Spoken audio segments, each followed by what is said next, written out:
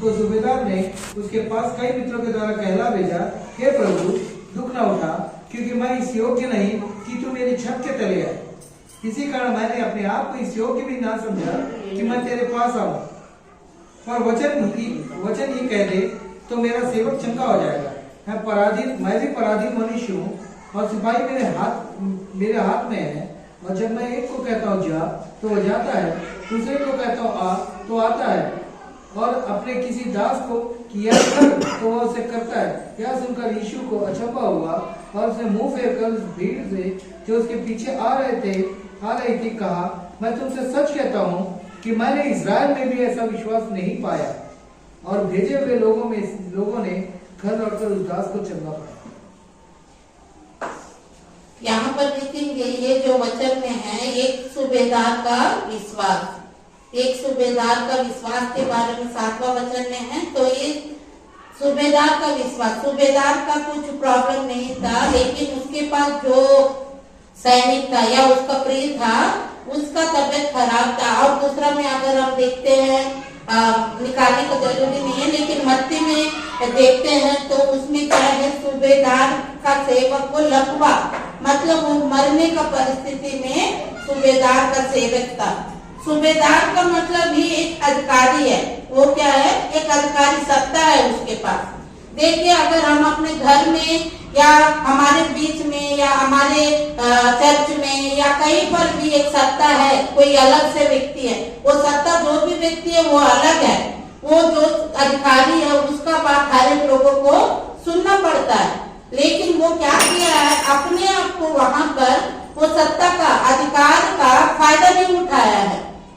वो केवल एक ही बात कहा, जहां पर किसके थ्रू, वहां पर देखेंगे 4 वचन में अगर हम देखते हैं, एक बार पढ़िए 4 वचन।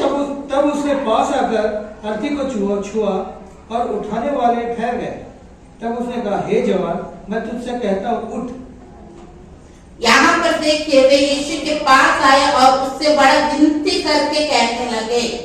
विनती करके मतलब यीशु को कहने लगे। यहाँ पर अधिकार को, जो सूबेदार है, जो शताधिपति है, वो क्या किया, सबसे पहले वो अपने पास जो काम करने वाले व्यक्ति है उनको भेजा वहां पर यीशु को बुलाने के लिए। वो अपने आप नहीं आया। तो यहाँ पर हमको लगेगा कि जो भी अधिकार है, जो भी सत्ता का जो सूबेदार है, वो अपने आप क्यों नहीं आया यीशु के पास। लेकिन वहां पर अगर हम देखते हैं, सूबेदार के पास वो नहीं आया, लेकिन जिसको भेजा वहां पर विनती किया, बदमाल कुन्नड़ शताधिपति ने, बदमाल को हम प्रार्थना करते हैं प्रभु से, कैसे प्रार्थना करते हैं, कैसे विनती करते हैं। हम डेली प्रार्थना करने वाले, बहुत सारे प्रार्थना करने वाले बहुत केयरलेस से शायद प्रार्थना करते होंगे, अरे प्रभु देगा और हमेशा हमारे जिंदगी ऐसा है, ये है वो है। लेकिन वहां पर देखेंगे सूबेदार के जो सेवक है, उसके पास जो काम करने वाले हैं, विनती किया। यहाँ पर यीशु मसीह ने बड़े बड़े अद्भुत कार्य आश्चर्य कर उन लोग के बीच में कर रहा है। तो यीशु मसीह वहां पर करेगा, उन लोग को पता है। लेकिन वहां पर उन लोगों ने क्या किया, विनती किया। हम आज के जीवन में कितने लोग प्रभु से विनती करते हैं कि एकदम हक से मांगते हैं, या प्रभु के पास अपने आप को कम करते हैं, हमारे जीवन को हम कम कर पाते हैं। यहाँ पर इतना बड़ा अधिकारी होने के बाद भी वो अपने आप को कम किया। हम अपने परिवारों में कैसे रहते हैं, या संसार में हम कैसे रहते हैं, या एक चर्च में हम कैसे रहते हैं, या प्रभु के पास हम कैसे हैं। क्या हम अपने आप को कम करते रहते हैं कि नहीं वो क्यों बताएगा, मैं क्यों सुनूंगी। हम सोचते कोई भी एक काम, छोटा सा काम बताएंगे, नहीं वो बताएगा और मैं करूंगी या मैं करूंगा, हमको अच्छा नहीं लगता तो कोई बताए या हम करें। लेकिन यहाँ पर सूबेदार को देखते हैं, वो अपने आप को इतना कम किया कि उसकी सेवक जो भी प्रिय है उसको प्रियुడు, तेलुगु में लिखा है, तेलुगु वचन में प्रियुడు, అతను ప్రియుడికి బాగు చేయడానికి ఎవరికైతే పంపించాడు బతిమాలుకున్నారంట।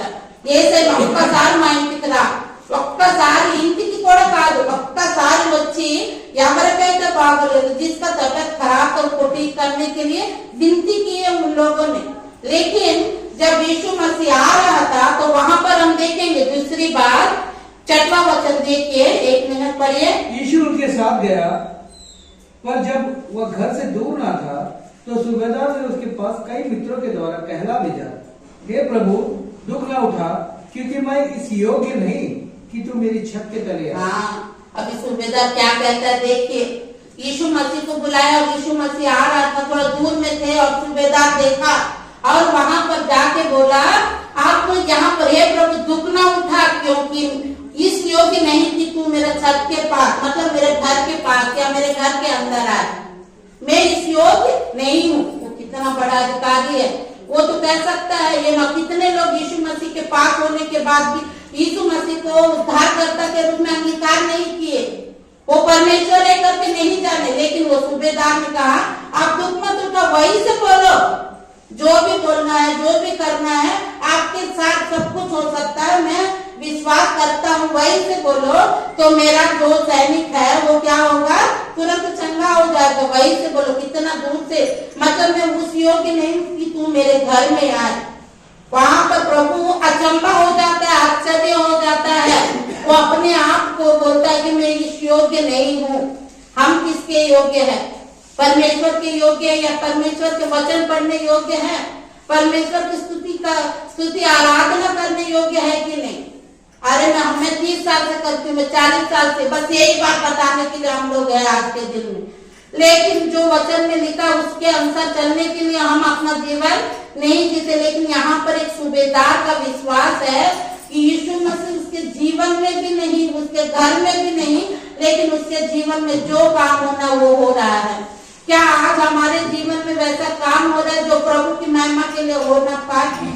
जो जीवन में हर एक लोगों को हम एक गवाही के रूप में खड़े होकर बता पा रहे हैं कि हमारा जीवन ऐसा है जो प्रभु ने किया, लेकिन हम बता नहीं पाते। हमारे जीवन में शायद नहीं हो रहा होगा, बहुत से कम रुके हुए होंगे, लेकिन सूबेदार ने एक विश्वास के साथ किया। वहां पर जो विश्वास, उससे वहां पर कहता है 8वां वचन में देखेंगे एक बार, मैं भी पराधीन मनुष्य हूँ और सिपाही मेरे हाथ में है, और जब एक को कहता हूँ जा तो वह जाता है, दूसरे से कहता हूँ आ तो वह आता है, और अपने किसी दास को कि यह कर तो वह उसे करता है।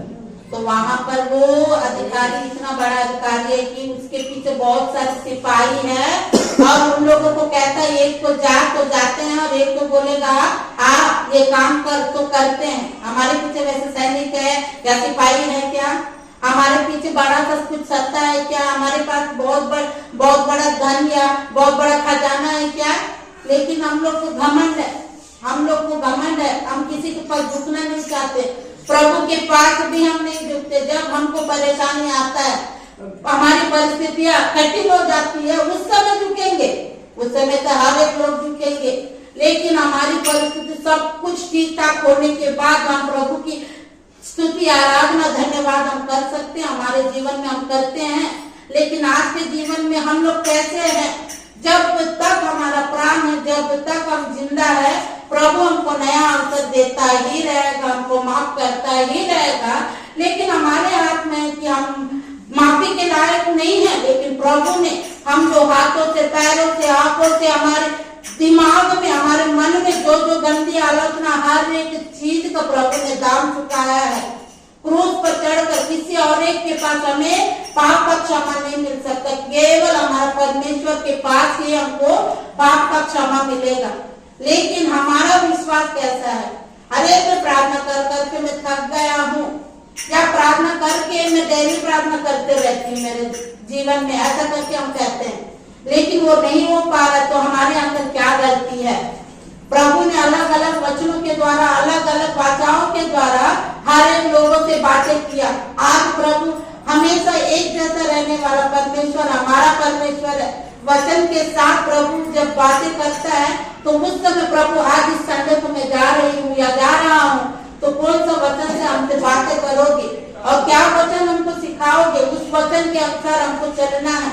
उस वचन के अनुसार चलने के लिए हमें पवित्र आत्मा सहायता करेगा, क्योंकि उस समय भले उन लोगों के बीच में यीशु मसीह है, लेकिन पिता, पुत्र, पवित्र आत्मा बराबर है।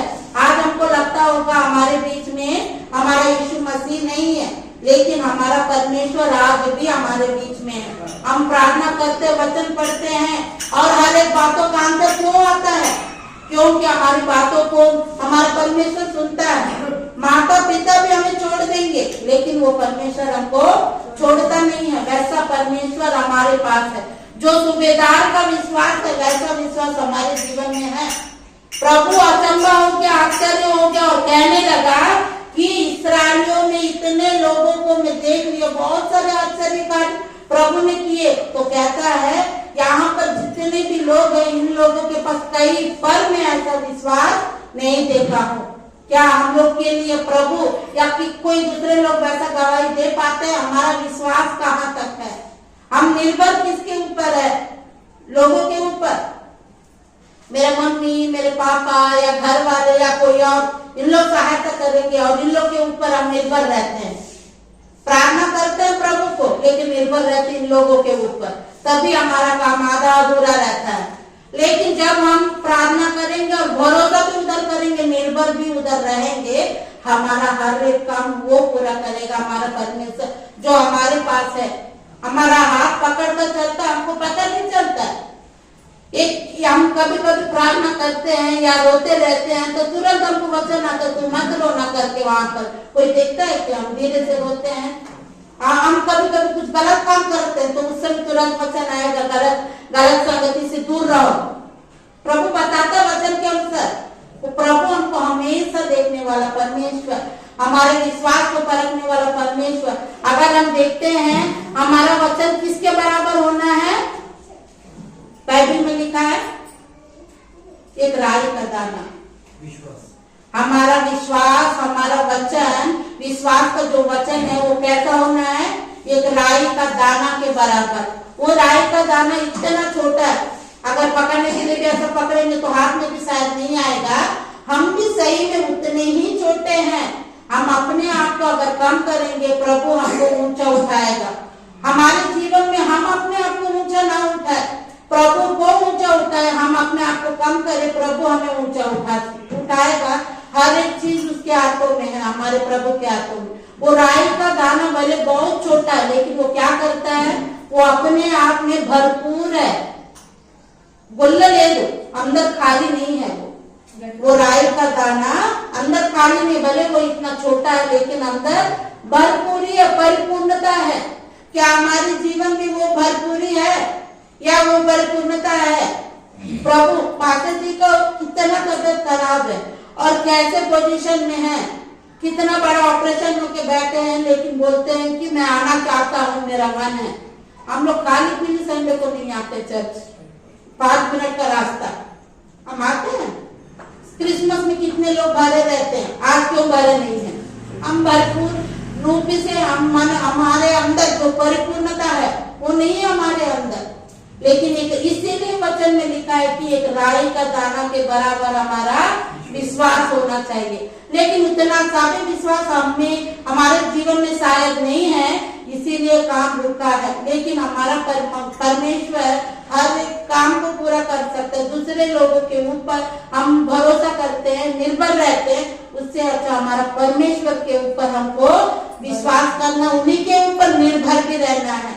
प्रभु ने कहा वचन के द्वारा, तो ये काम करके मेरा प्रभु मेरे को देगा तो मैं क्या करूं?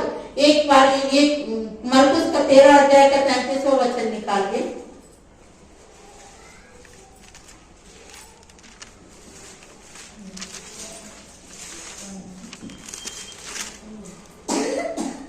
देखो जाते और प्रार्थना करते रहो, क्योंकि तुम नहीं जानते कि वह समय कब आएगा।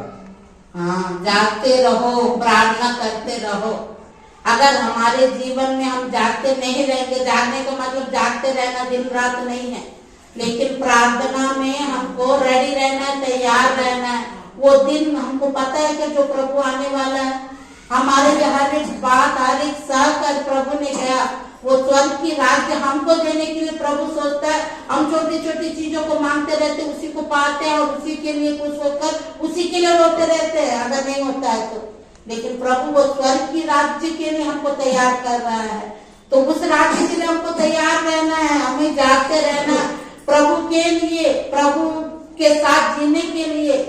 हमको जिसके साथ हमको ज्यादा पसंद है, उन लोगों के साथ रहना हमको कितना पसंद लगता है। तो हमारे यीशु मसीह के साथ रहना हमको पसंद नहीं है, हमारा परमेश्वर के साथ रहना।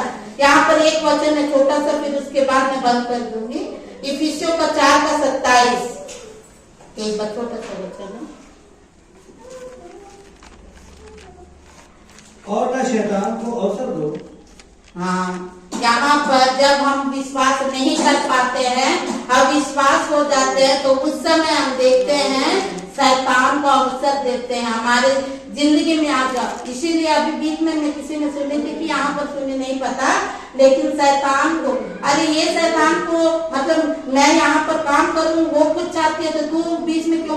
कोई प्रार्थना करने वाला आएगा तो एक पास्टर जी है, एक युवक है, एक युवक के जब पास्टर जी प्रार्थना कर रहे थे तो वो युवक के अंदर जो शैतान है वो कहता है कि अरे ये तो परमिशन दिया है, मैं शैतान बोलता है पास्टर जी को, ये तो परमिशन दिया है इसके जीवन में आने के लिए, तू क्यों बीच में प्रार्थना कर रहा है? तू दूर भगाएगा क्या? तो वैसे हम लोग किसको परमिशन देते हैं? अगर हम वहां पर अविश्वास हो गए तो हम शैतान को अवसर दे दिया हमारे जीवन में। तो हम आज के डेट में किसको हम मान्यता देते हैं? हम प्रार्थना नहीं करते, चुपचाप रहते, इसका मतलब एकदम नॉर्मल है? नहीं, वहां पर शैतान आके बैठ गया। शैतान अपना काम करके दिखाएगा और अपना काम चलाएगा। हमारा दिमाग कुछ भी होने दे, कैसे भी होने, मैं ये नहीं करूंगा, वो नहीं करूंगी, क्यों बोलते हैं? उस समय शैतान हमारा दिमाग को सब कुछ करने के लिए बोलता है। प्रार्थना करते समय वो शैतान बोल रहा है। देखो कितने लोगों के जीवन में भले अभी शैतान हमको नहीं बोलता होगा, लेकिन हमारा काम रुका है। हर एक चीज से अगर हम असंभव जैसा हमको लगता है कोई भी चीज, तो वहां पर शैतान काम कर रहा है। इसीलिए हम अपने आप को शैतान के हाथों में ना सौंपे, प्रभु के हाथों में सौंपे, क्योंकि शैतान को यहाँ पर इस दुनिया में है, उसको अधिकार है, प्रभु ने दिया वो अधिकार, लेकिन हमको अधिकार है उसके सिर को कुचलने का, हमारे पैरों के नीचे प्रभु ने रखा। हम उसी का अधिकार के लिए, उसी को देख के हमको डरना नहीं है, हमारे पैरों के नीचे उसको रखकर हमारा प्रभु का, क्योंकि शैतान और हमारे बीच में हमारा प्रभु हमारा डाल है। इसीलिए हमको बिना डरे कुछ भी काम करने से पहले हम अपने आप को, हमारी परिस्थितियों को, हमारे कार्यों को, हमारे जो भी अनंत जीवन, हर एक चीज, वो चाहे शारीरिक हो, आत्मिक हो, हर तरफ से हम प्रभु के हाथों में सौंपे, ताकि हर एक कार्य प्रभु करने पाए, हमारे जीवन में प्रभु की महिमा होने दे, हमारा जो कुछ भी है प्रभु की इच्छा के अनुसार होने दे। हमारा विश्वास आगे बढ़ते जाए, दिन ब दिन ये एक से एक के बाद 2-3 स्टेप में अगर बढ़ते रहेंगे, ऊपर जाएंगे। अगर स्टेप में वहीं पर खड़े रहेंगे तो जहां जाने वहां पर पहुंच सकते हैं क्या? नहीं पहुंच सकते। तो एक एक स्टेप, एक के बाद दूसरा, दूसरा के बाद तीसरा, हमारे जीवन में क्लेश आता ही रहेगा, लेकिन हर एक परिस्थितियों में, हर एक परीक्षा में पास कर कर कर कर कर कर प्रभु हमको वो राज्य, जो प्रभु का राज्य है, वो हमको देना चाहता है। इसीलिए हमें हर एक काम प्रभु की आत्मा के द्वारा, प्रभु हमें सहायता करेगा, पवित्र आत्मा से हमको सहायता करके हमको चलाएगा। हमें प्रार्थना करना नहीं आता, वचन पढ़ना नहीं आता, गाना गाना नहीं आता, स्तुति आराधना करना नहीं आता, प्रभु के हाथों में सौंपो अपने आप को, हर एक काम को प्रभु के हाथों में सौंपो। एक नया दिन दिया प्रभु, धन्यवाद। मैं क्या करूँ इस दिन भर में, आप ही मुझे बता। आज मैं चल करके कैसे प्रार्थना करूँ, आप ही मुझे सिखाओ, क्योंकि सिखाने वाला परमेश्वर है, क्योंकि पवित्र आत्मा में हर एक समय सिखाता रहता है। यहाँ पर बोलने वाले लोग कोई अलग नहीं है, या बैठने वाले लोग कोई अलग नहीं है। कितने काम है इसमें, कितने बड़े बड़े पास्टर लोग रहते हैं, उन लोग अपना प्राण भी देंगे करके कहते हैं, क्यों? उनके साथ पवित्र आत्मा, उनके साथ प्रभु है। तो हमारे साथ क्या प्रभु नहीं है? लेकिन हम प्रभु को केयरलेस करके हम अपना जीवन अपना इच्छा के अनुसार जीते हैं। हम अपना जीवन अपना इच्छा के अनुसार नहीं, प्रभु की इच्छा के अनुसार जीने पाए। पवित्र आत्मा हम सबको सहायता करे। प्रभु छोटे से वचन को आशीष दे। आमीन।